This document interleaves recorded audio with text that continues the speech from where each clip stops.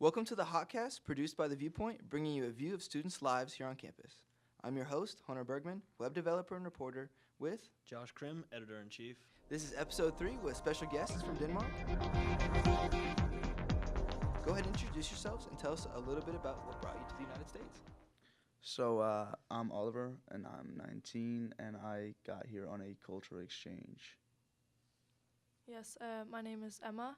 I'm 17, and I also came here with my Danish class from Denmark to just learn a little bit about the American culture and be enrolled here and just have fun. My name is Matthias, and I'm 19. And I also came with my class. I'm from College 360. International Business is our major. Yeah, and we're here on a culture exchange. Or what do you think? There's a lot of reasons why we're the happiest country. We get a lot of stuff for free, like social services and stuff, like healthcare, welfare. Yeah, like a lot of people might think that it's a lot of tax that we pay. However, if you're born in a country where that's just normal, you don't see it as something being taken away, but rather that's just how it is. So when you go out and see different cultures, you see how much money they have to spend out of their own pocket. However, personally, I don't feel like they're taking my money. I just feel like they're taking the money that the state needs. Because you'll use it when you go to college and stuff like that too. Yeah, anyways. It all comes back because as in the long term, I don't have any obligations. I'm not gonna be torn down with a loan, and I'm basically going to be set up for a great future in a career right away. Yeah. You don't have to worry about it. Yeah. And I feel like that's a lot of pressure for for us, figuring out where we're gonna go to school, and obviously the price is a huge factor in that too. Yeah. I also think one of the reasons is that the Danish culture is just built up that you kind of appreciate what you have. Of course, people have a goal of reaching above. We take long educations, but there's many people that just they live with what they with what they have, and that's where they stay. They're not aiming higher than they actually can, and also makes it easier just to stay at where you are. Yeah, I think so too, but generally when you go out to search for a job, the requirements are at least a bachelor and a master, which is at least 5 years after your high school. And that itself would be so expensive if you were to pay for that by yourself. However, the companies are expecting you to have that when it's given to you. You don't have to aim high to get into the colleges, because there are a lot of great colleges that you can get into and get a master. So what do the corporations pay for taxes? Do they pay about the same as an individual, or? They pay 20% in taxes. That's the usual one. So it's half of what in income taxes. But then they have different other taxes, and when they pay the employees, they have to pay them more, as the employees have to pay taxes afterwards. So in that way, it jumps up higher, but it's only 20% when you do. And then we have a lot of things where you can cut it off. So if they donate money to charities, they can take that away from taxes. They buy stuff. So in that way, there's also many ways that you can take it down, the amount you pay in taxes. Nice.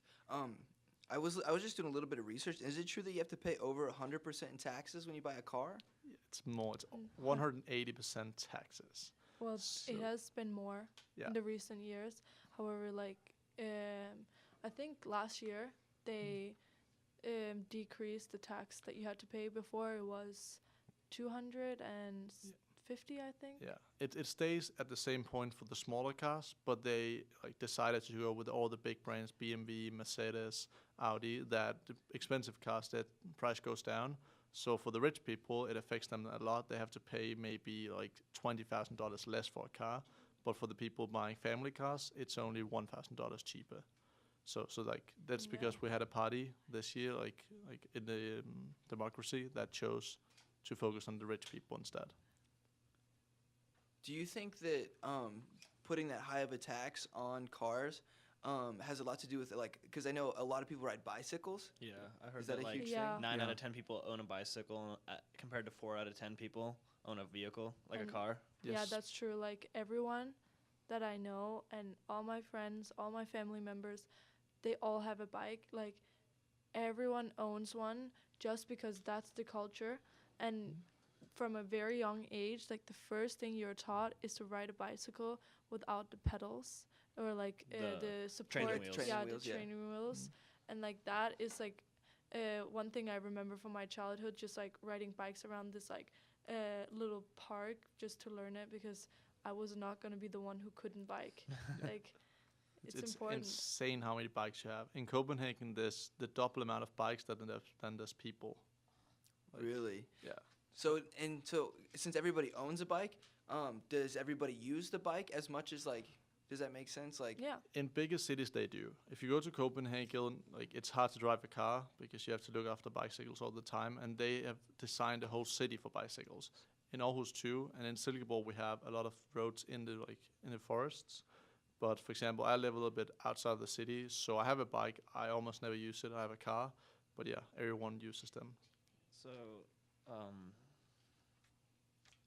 A lot of people also in where we come from, the city, our city is known for its many lakes and small little rivers that go through with clear water, and a river called Gudenåen, which is like actually a small stream that goes through like the whole of Denmark, and we're known for having like that like the origin of the place where it came from, and also that's why we have like hills and small little like outside areas. So a lot of people are mountain biking in our area. Like Yeah. that's like one of the hobbies that a lot of people come because it's like a city of family.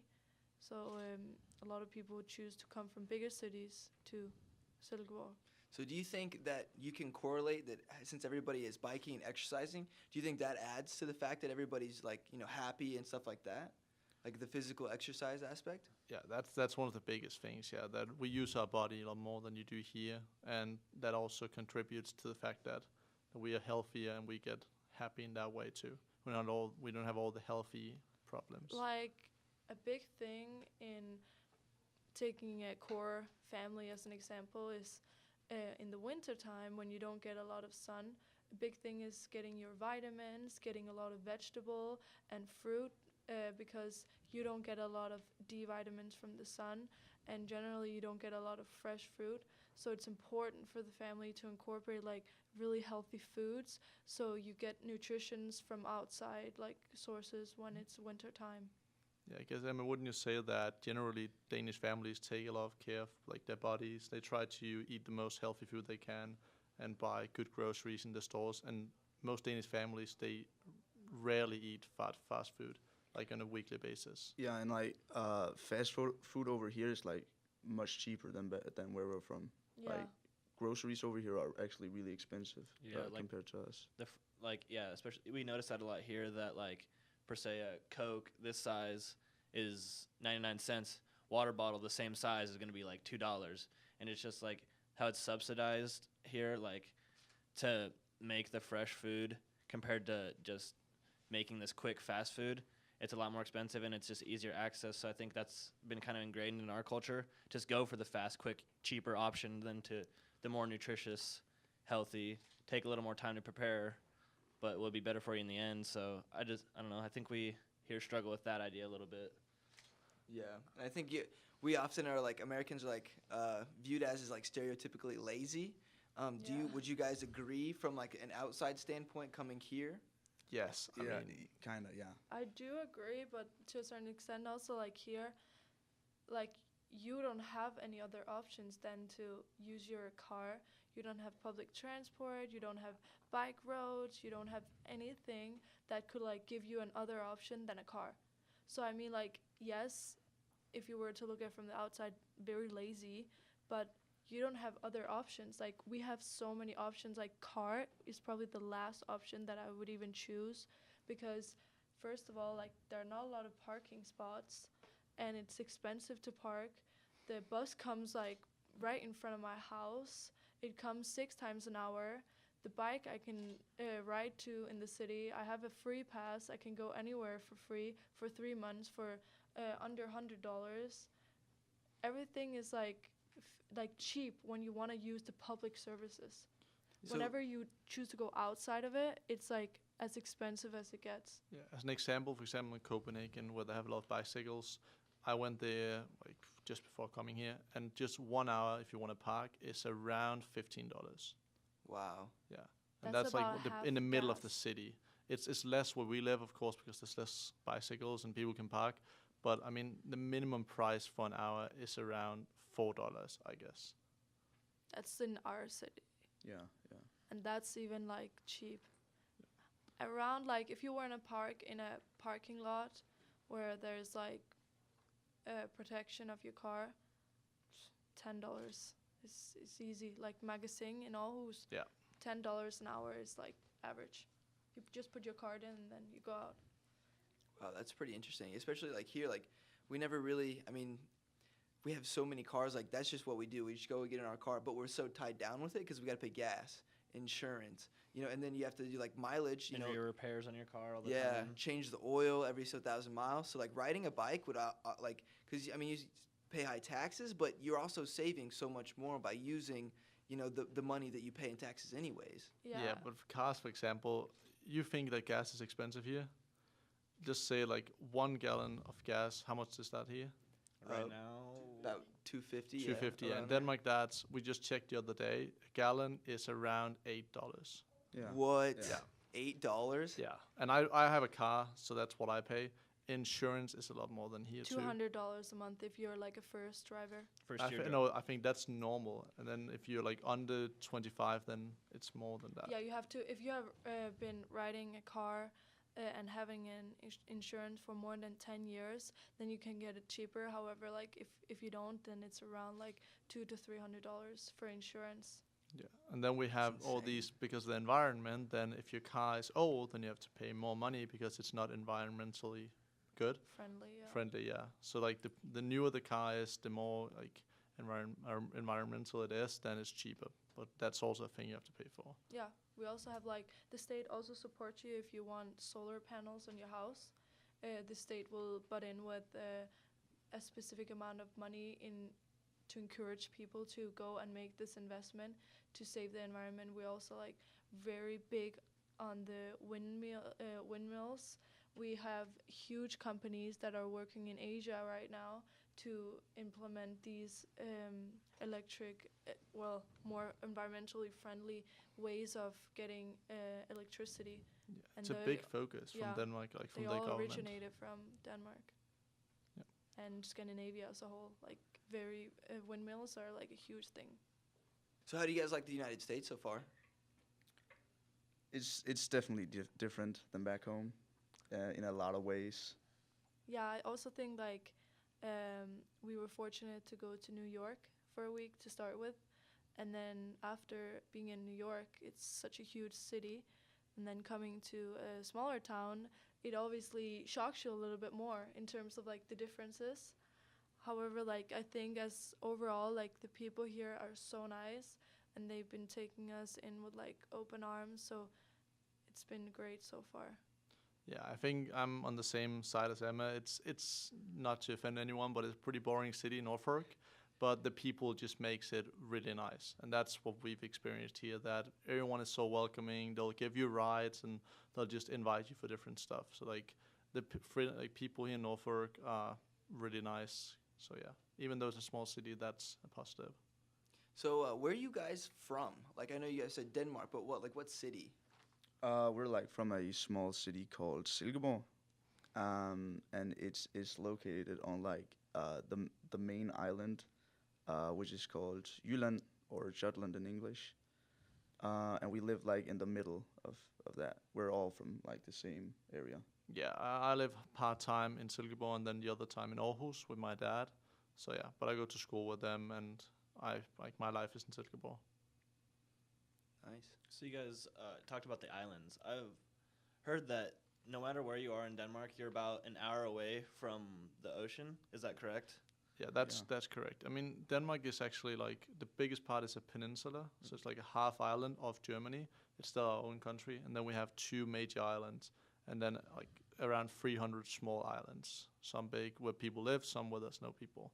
Yeah, we live on the big half island, the peninsula, in the middle. So what's your guys' like culture like? You know, we talked about like being active and stuff like that. You guys do like go out on the weekends, like go like clubs or stuff like that? What's like an average Friday night? Like it's very interesting. Like the question comes up even in Denmark too. Like people ask, what is our culture like? Because it's so hard to like talk about your culture when you're living it. So like I think it has really made me realize what our culture is like when I came here, because like our culture is like so different but still not. Like we on a Friday night, for me it will be most likely like after school I would hang out with my friends, go to the cafe and have a coffee because the food there is so expensive. So you would just drink a coffee, around $15, and then you would sit there for like maybe 1.5 hours and then go home, and then later I'll meet up with them and I go play games, cards with them or something. And then on a Saturday I would go have a pre with them and then go partying or clubbing, whichever is more available. Like alcohol for us is part of our culture. Like Hygge is like one word that everyone knows, I feel like, because it's like what defines us. It's like a culture of Hygge. Yeah, we're also one of the countries in Europe that drinks the most. And that's like, that's just a fact. I mean, and it's a lot different. There's no drinking age in Denmark. So if you want to, you, like as a parent, you can give alcohol to your 5-year-old son. They're not going to do that, but there's no rule against that. Well, then when you're 16, you can buy alcohol legally. You can buy beer and wine. And then when you turn 18, you can buy different stuff. But the culture is like people that are under 18, they still drink vodka. I buy vodka for my brother, and he's 16, my sister too. And it's just normal in the Danish culture. Everyone drinks. I could ask my mother when I was 15 if she would buy me something, and she would do it. Yeah. So it's accepted in the Danish culture that okay, the young people they drink, the old people do so, and But do you think in doing that it creates a safer environment because you're educated about it and you're also aware of like that they're doing it, but you can also kind of control it a little bit? Yeah, like I remember the first time I drank, it was with my parents, because they're like, okay, we're gonna get you drunk because we want to see how you react. And then I remember like I was having the best night, and then the day after they're like, you know how much you drank, and I was like, no, I didn't remember. And then they were like telling me how I reacted after each like glass of alcohol that I got, how I got different. And then they told me like they would recommend me to drink this amount when I go out, because that's when they started to feel that was my limit. So like they tried to like teach me in a way that I didn't even know that I was being taught. So they were just like having fun with me, but they were basically just observing me. I think that's one of the things that like the parents know that you're drinking, so they can also help you. Yeah. Here in the US, if you're 18, you go out drinking, you would never probably call your parents if you get too drunk. And that's a thing. I mean, the first time I got really drunk, I called my mom and she came and picked me up. And she was angry, but not in the same way as if you were drinking while you're underage here. So the thing that your parents know you're drinking makes it safe for you, and you can get help. And one of the things with Emma, like, it's just your parents try to help you to get a safe drinking culture experience, because they're going to do it inevitably, but it's just educating them on, this is how you should do it, and you should not abuse it and things like that. Yeah, and telling me like what is out there in the world. Like people can spike your drink, people can give you bad drinks, like bring your own drink.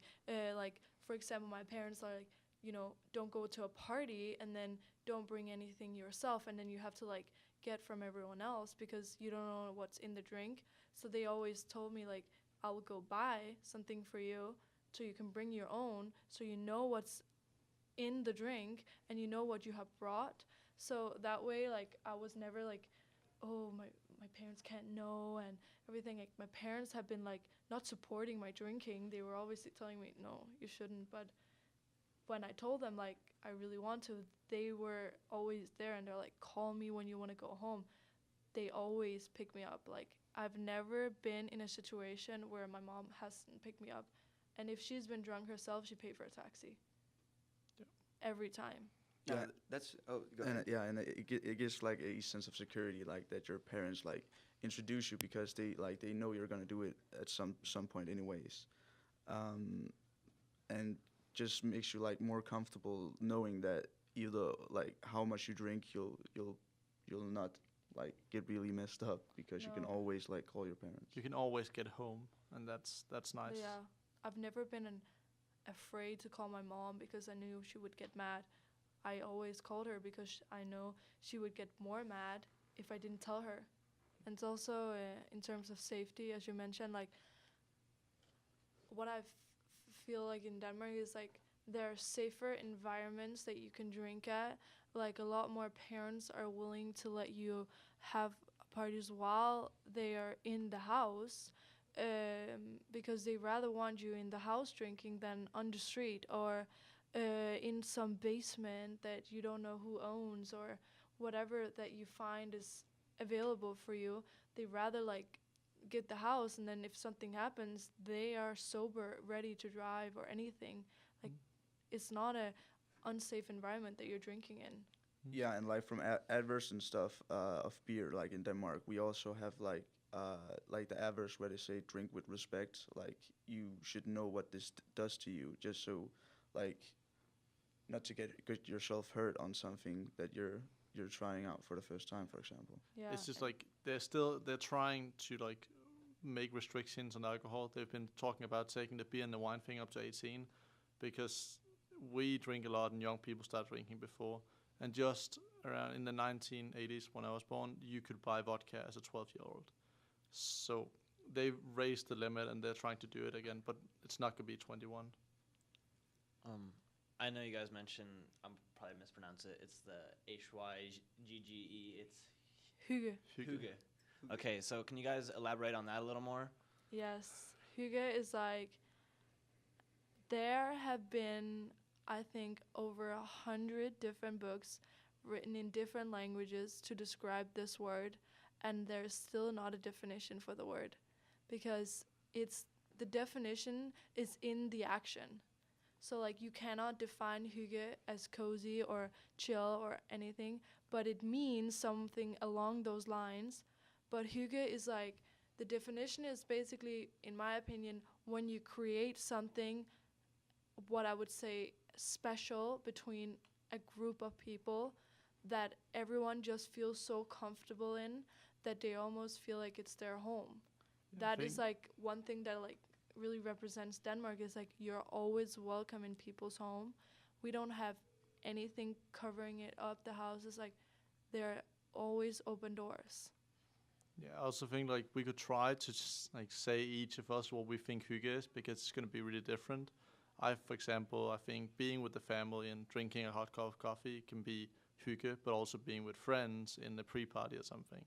But I don't know, what about you, Oliver? I would probably say like for me it would be like having a day off and just being at home, like watching a movie and like really just being comfortable being myself, like not very like worrying about anything. Yeah, for me, hygge is when I'm with my friends and we cook together, and then we ended off with a glass of wine and we just sit and laugh the whole night over like what we have experienced throughout the week. So there's many different ways of saying hygge. It's Yeah. just it's a feeling, and the closest thing you Yeah. can say is coziness or being cozy, as Emma said, but it's not the same. So do you think that's like deeply rooted in the culture? In Sweden, Yes. it's not only our word, even though we try to say that. They have the same thing in Norway and Sweden, but it comes from the thing, I guess, that it's cold outside in winter, so we like to stay inside and like being with the family or also with friends. The thing Yeah. of being like just together. But hygge is like, we can say it's cozy. We also say like hyggeligt, which is like using the word like as an action, and we can use it as a noun. We can use it as anything we want. The word is like what we put behind it, basically. But like for example, some people say it's in the winter when we're at home under the blanket.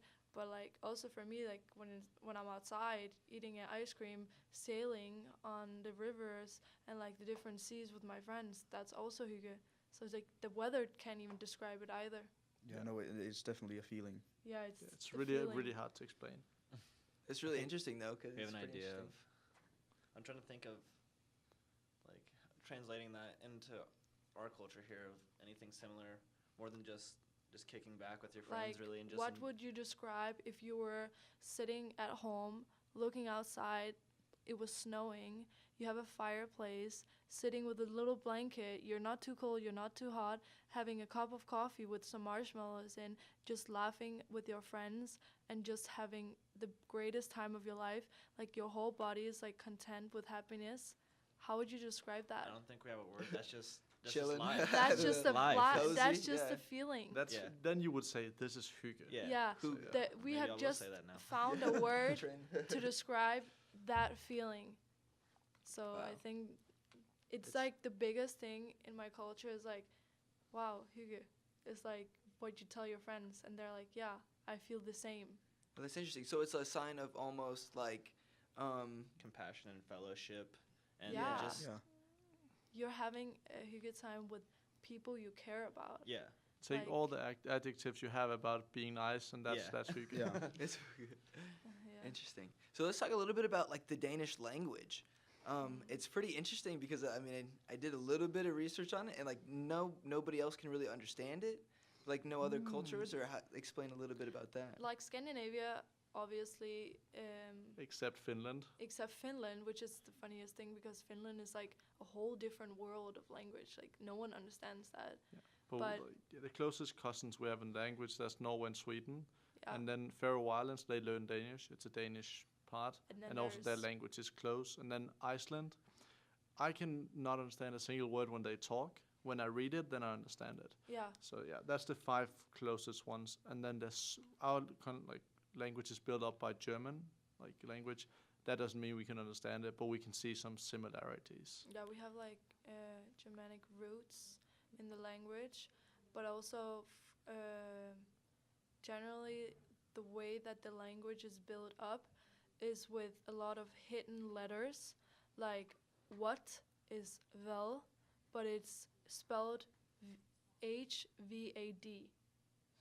Like the way that it's spelled, like when you see languages, if you have an accent, you learn that accent, how you pronounce that in Spanish. But like the letters that you pronounce are spelled out for you. Whereas in Danish, the letters you pronounce are not the same things that is written down for you. So when people are trying to learn it, they're like, why is there D when you don't even hear the D? Yeah, and you also have words where that's a rule, okay? If the D is in the end, you don't hear it. But then you have exceptions, as always, where it is. And there's no rules. So like you have A and an, and you know, okay, if it's a vocal, then it's an, and not, it's A. We have in and it in Danish, and there's no rules. You have to know all the words Yeah. to know if it's Like A or an. yeah. Like when you're conjugating the words, if you don't learn it in the beginning, when you're born that it's, for example, a house, it hus. When you then like conjugate it, it's like the house, you would say, but we put the first letters like it at the end of the word, so it's huset. And if you house. don't get that right at the core of the noun, then you can't conjugate it. So you can't. It's just really hard. And then we have one part of the country that says like A to everything, and for us it sounds so stupid. My grandma's like that. So instead of saying an apple, she would say a apple, and that's with all the words. And it sounds really stupid because we've been taught not to do like that. So yeah, and it's just hard to learn. Yeah, we have like certain letters that only we can say, like A and O. Yeah, Like- E-U-O. It's like A with a small little circle on top. That's O, which is also a word. Yeah, Interestingly enough, Yeah, that's the small like creek. stream. like yeah. Yeah, pond, and then yeah. we have Ö, that's an island. That's also a letter. And then we have E, that's not like a word, but that's, for example, what's in my last name. And yeah, Stærmose. It's like when you would write your email, you would not write A, you would write AE, because it basically goes to form that letter. so those extra ones, they are hard, and almost all our vocals, they sound the same. That's also one of the hard things. I work with like exchange students, and that's what they say. Like when they have Danish classes, it takes them around half a year just to learn those vocals that we have, because they'll be like, but it sounds the same. We have A, E, I, O, U, O, E, Ö. I didn't say that the right like way, but that was 8 different letters. Jeez. So Yeah. you guys sound like you speak really good English, though. Like you guys, I mean, say some like words that some Americans don't even use. Like, were you guys taught? Yeah, and in first grade you Mhm. have English, and you have it around 2 hours a week until you go to 5th grade.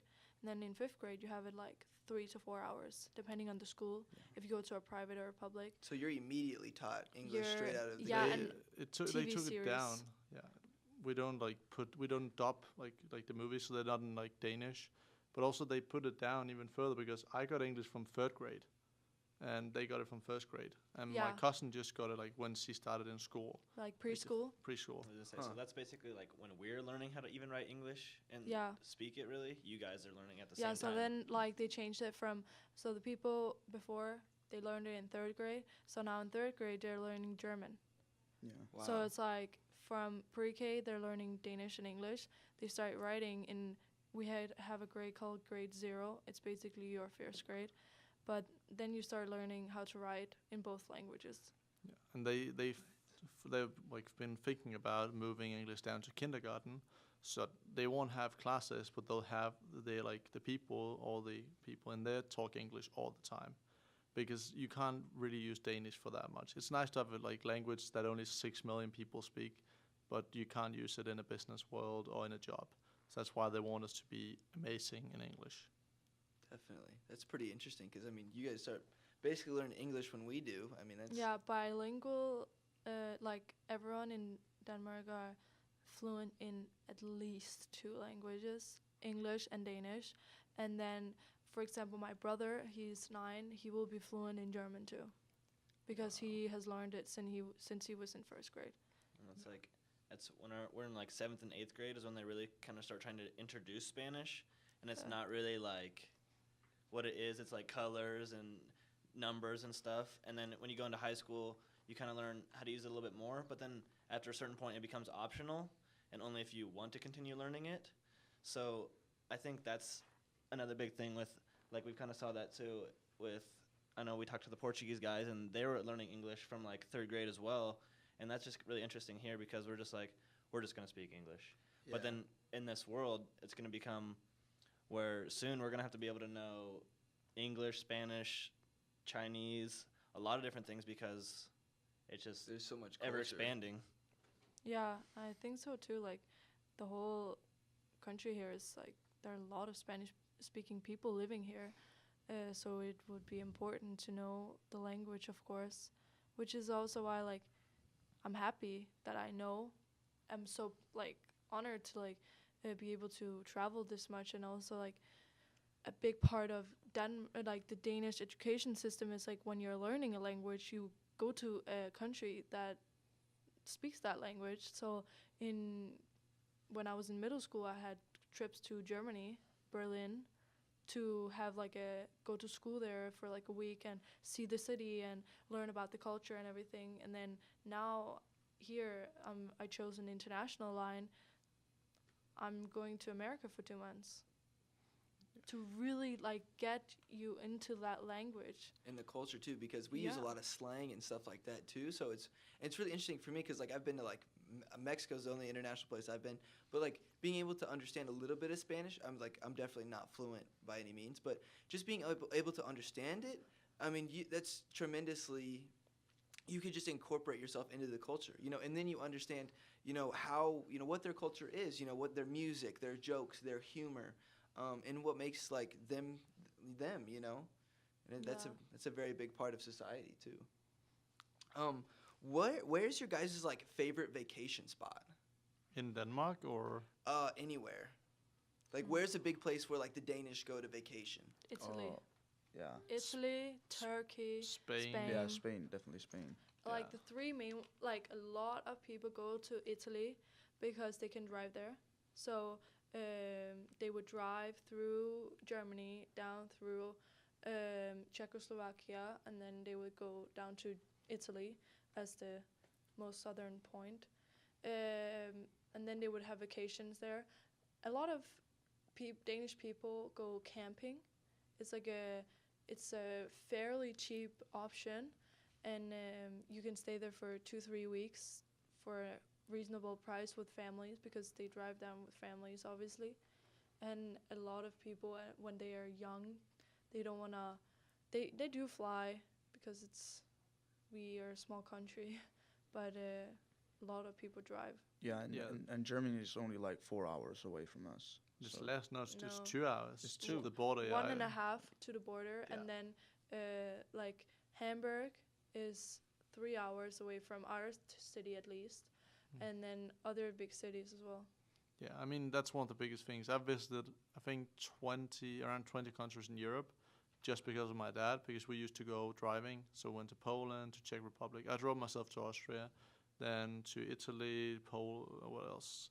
Liechtenstein, Luxembourg, France, just all these countries because they're so close to each other. You can just Yeah. road trip through all of Yeah. them. Yeah, like I used to live in Budapest for 4 years, also in Europe, and there it's a lot closer to the eastern part, and I have been to all the countries in Europe, because before I moved to Budapest, I've been to all the countries from Budapest and up in Hungary, and then when I lived in Hungary, I was able to drive down to Montenegro, Bosnia, Serbia, Slovenia, and Croatia, which is a long drive from Denmark, but from Budapest were like around 8 hours. So I went to all those different spots that Danish people don't go to because it's too long of a drive. So that was like a really great experience because I've seen every country. Yeah, that's really crazy. I mean, you've seen a lot of different things. So what's the biggest thing you've seen, like, culturally? You know, you've seen so many different, cultures and stuff like that. What is a couple things that stick out that are one of the biggest things that all of them have in common? Well, in Europe, you can like see in Europe there's like a split. I feel like it goes from the border of Germany down in the eastern part and up. It's very like Western style.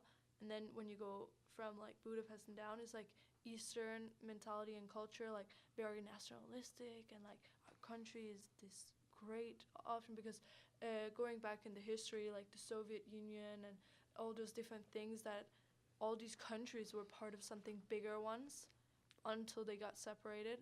So the culture there is very like, this is our country and it's great and you have to speak this language, whereas like in the upper part of Europe, they're more like, we have to know like more languages, like we're a small country, we have to like know every language there is because we're going to travel, where We want to be globalized. yeah, in a way, we want to be most of them. globalized, and in the Eastern Europe, they're like, you have to know like the language that the country you live in, and that is the main language. You learn only a new language if you choose to, and it's not something that the state like implements. Only like English, but I think one of the things I've found, because I mean I went on exchange, I've been to exchanges in Italy too, that like people are always welcoming. Like even though that that people think okay they're not, then you come into the culture and after like minutes, then people will be welcoming and trying to know you better, and that's one of the things that I find is the best thing about traveling, that you get friends and you meet people that are different than you, but in some way they're the same.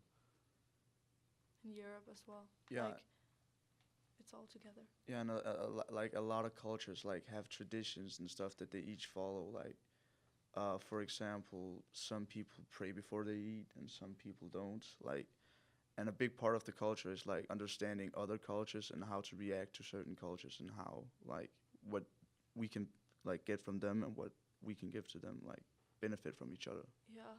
Also, since it's like it is different countries in Europe, but it's within reach of each other, you are like always going to travel when you're in that country. You're always going to either drive to a different country or see different cultures, and it's very different, like going to different countries, like as soon as you cross a border, it's a different language. Yeah, I think one of the things the Americans maybe have to think of is that I've talked to some like, oh, I've only been to Iowa, I've only been to Oklahoma, But going from here to Oklahoma is the same as for us going to Holland or the Netherlands or going to Belgium. And people going all the way to Mexico, we can go all the way to Italy, if not more. Yeah. So like that's the thing, that Europe is it's not small, but it's a lot smaller. So for you going to different states, that's the same distance as going to a different country. Yeah, I was thinking, you mentioned driving 8 hours to go down, and I was like, well, from 8 hours from here, we can go to like the Rocky Mountains in Colorado. Like that's really nice, and that's a completely different world, but that's just, it's still America, and you didn't even go across not even a quarter of it. Yeah, and Yeah. I think like you guys, in my opinion, have traveled to different countries because each state has its own like little spin on Culture. it and Yeah, culture. definitely. But the main difference is the language in Europe. When you go to a different country, it's a different language. It's like as soon as you go across the border, that those people are like to themselves in a way because they have something in common, which is the language. Whereas like in America, you all share the same language. So whether you go from like here to New York, you're American. You're not part of New York because you're American. You speak English. Whereas like if I go to Italy, I'm Danish. I'm not Italian, but I'm from Europe. Like But still, like you've been to a different part of Europe than I have. So like the Yeah. upper part of Europe and also the southern part, like not the south, like the western part, like they speak English. But then when you come down to around Hungary and down, it starts getting worse, and people are not that good at English. But like Yeah. going to Spain, they can speak English. France in the middle, and then the rest is just everyone knows English. You can speak with them. Nice.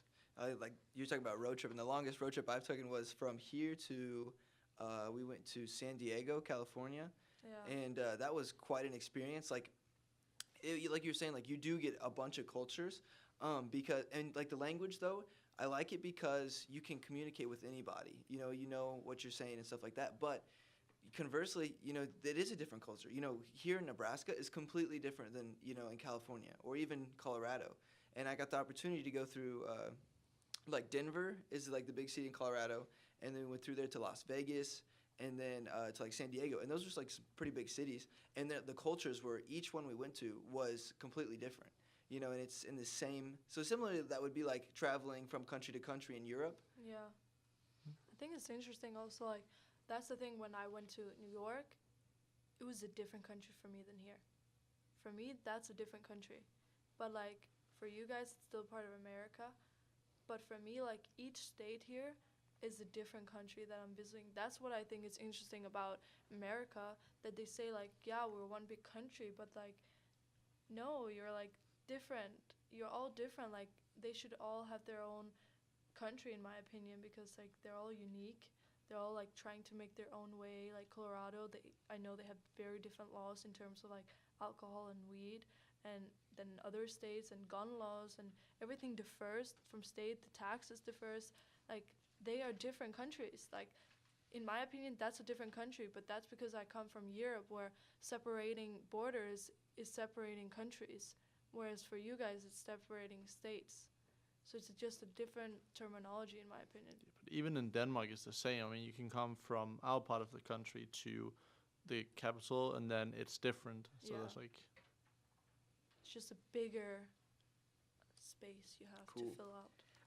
So what is one thing that you guys want like other people to know about like the Danish culture or traveling abroad, or just one takeaway that somebody listening to this can be like, oh, that's interesting? Or I think it's really important to like have an open mind and go out traveling, and you definitely get an open mind by traveling, meeting different people, because you see that okay, there's like people are different, but they're still the same, and a lot of people are nice.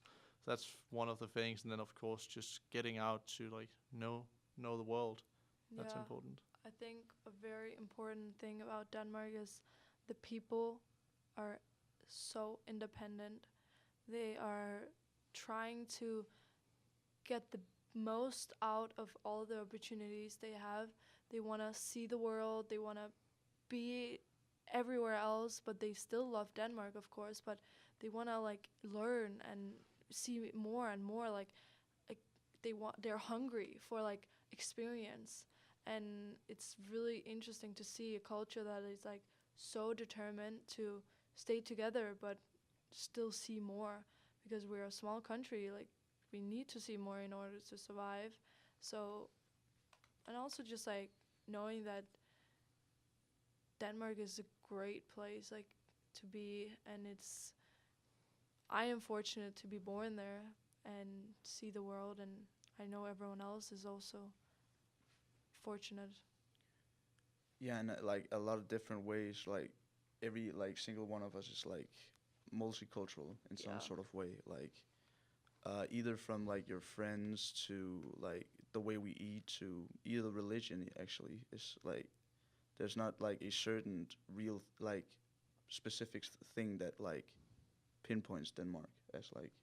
Yeah. Yeah, And also it's important to know that Vikings are not Danish.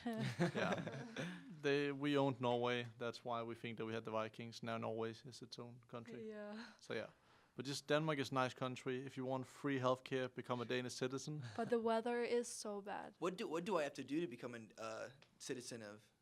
It's been getting harder the late years. I found out I can't become a Danish citizen. We have a test of 40 questions.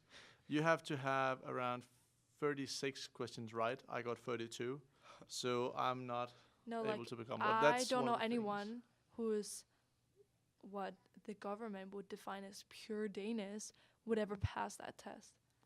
It's the most stupidest test I've ever It's- heard. It's like saying, okay, just asking you guys, okay, what is Abraham Lincoln's birth date? I mean, we kind of have we kind of have a test somewhat like that, but not Yeah. like down to like what their birthdays and No, stuff it's are. like- But it's like Yeah. that, or it's like Yeah. who wrote this play that no Yeah. one knows what is. Or like, this stone, where is it located? Yeah. But else, the best way, the easiest way to get in is marry someone. That's what most people do. Yeah. That's how you become a Danish citizen. Yeah, and there's like been like large debates in Denmark also because like there are some people that are getting citizenships and others that aren't. Yeah. Like we have like a notorious like crime boss in Denmark who got to stay, and like a 13-year-old Chinese girl that didn't get to stay. Yeah. That's one of the biggest things that like as he said, like 13, those was a case with a guy, he's 20 years old, he's in a debate with some politician that's really against immigrants, and he speaks perfect Danish. He's been here for like his whole life. He's the best in school, the whole school with like 500 people, and they don't define him as a Danish person. So it depends on which party in the political way you talk to. But I mean, we welcome people as much as we can. But the problem is all the immigrants coming in now, and that's With become a the big Syrian thing. crisis, it's very financially hard on countries. Yeah, and since we have such a good healthcare, that means we also have to pay that to all the people that maybe in the start can't contribute, but I believe they can in the end. Nice. We did get you guys a present. It's from our vending machine. It is labeled as a Danish. So if you guys would like to try that, you guys can try that right now. You can each have a little piece or try whatever you want. It's supposed to be a wienerbrød. A pastry. That's the weirdest thing because you call this a Danish. We Yes. call it a wienerbrød because it's from Germany. Oh yeah, I heard it's like has origins in Austria or Germany and is Yeah. brought over in the early 1800s. Exactly. We just changed it. Also, so like cinnamon rolls here, some people have like written it as a Danish pastry. today you got cinnamon rolls in the In the canteen. cafeteria. I didn't even eat them. Strawberry I just cheese. looked at them and I was like, that's Artificially not flavored. cinnamon rolls. I'm not gonna eat that. It was, I don't know what they put on them. This It's a does not glaze. look like wienerbrød. It is. It is.